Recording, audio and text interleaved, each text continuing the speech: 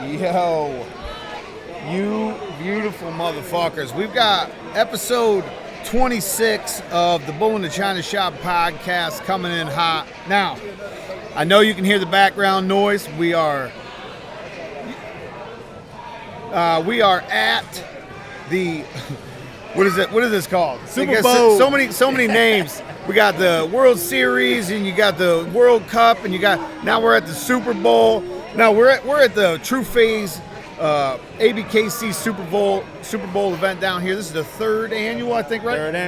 Third. Okay, and I'm sitting here with Zeb Brooks with Real Talk with Zeb Pitts. All right, this guy's been around for years. When I first came in, the first years I was in, he was around doing videos. He's had his eyes and his hands on a lot of dogs and seen a lot of this shit go down. And I just wanted to sit him down for 10, 15 minutes, get some info out of him, bullshit a little bit, let him tell you what he's into now, because he's doing some things on the other side, not really only dog related, but some real world issue type shit.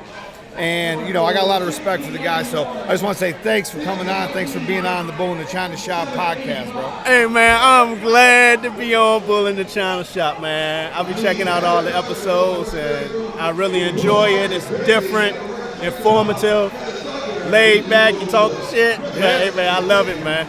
I can't tell you how many people. I'm actually going to try to get these girls that came out from Ohio over here. I've had so many people come up to me and say, listen, we're listening to the show. We appreciate just how real the shit is. It's not some major production. It's not it's not smoke and mirrors. It's just information. If you like it, if you don't, that's fine. It's basically just me talking shit with other people that I respect. So it works out perfect for everybody. But right now, you're on Facebook at Zeb Brooks on Facebook. Zeb Pitts on YouTube. Zeb Pitts on YouTube. And then real_talk_with_Zeb on Instagram.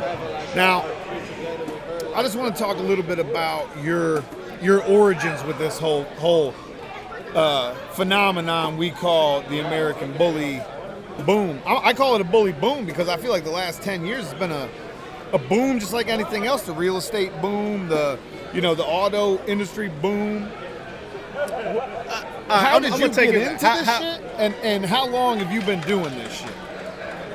Going back to, I would say, early 2000, where I started seeing these pit bulls in D.C. that started looking real different. Like, we call them meatheads. Like, what the hell kind of pit bull is that with these big heads? We never seen anything like that. And this is around 2000. Right, I guess around that 2000, between the 2000 and 2004 era, we started seeing these different looking style pit bulls in D.C. I used to actually go down to what we call Haynes Point, start seeing these people walking around with the different dogs, and I couldn't believe what we were seeing because never seen pit bulls like that before. Normal pit bulls are, slimmer, but these particular dogs had more body and more head, and we used to call them meatheads, and we didn't know where you got them from. We were used to seeing, the regular, look in the paper, $50 for a pit bull. Right. So, fast forward a couple of years later, I guess around 2005, started jumping on the internet, ran across this dog, Notorious Juan Gotti. It was like, what the hell is this? It was either Cairo or Juan Gotti that got everybody, man. Juan Gotti got so many people just to put eyes on the breed, just to get your interest peaked into the breed. And that was my interest right there. When I saw Notorious Juan Gotti, we said, Blue Pit, what the hell is that? Never seen anything like that before.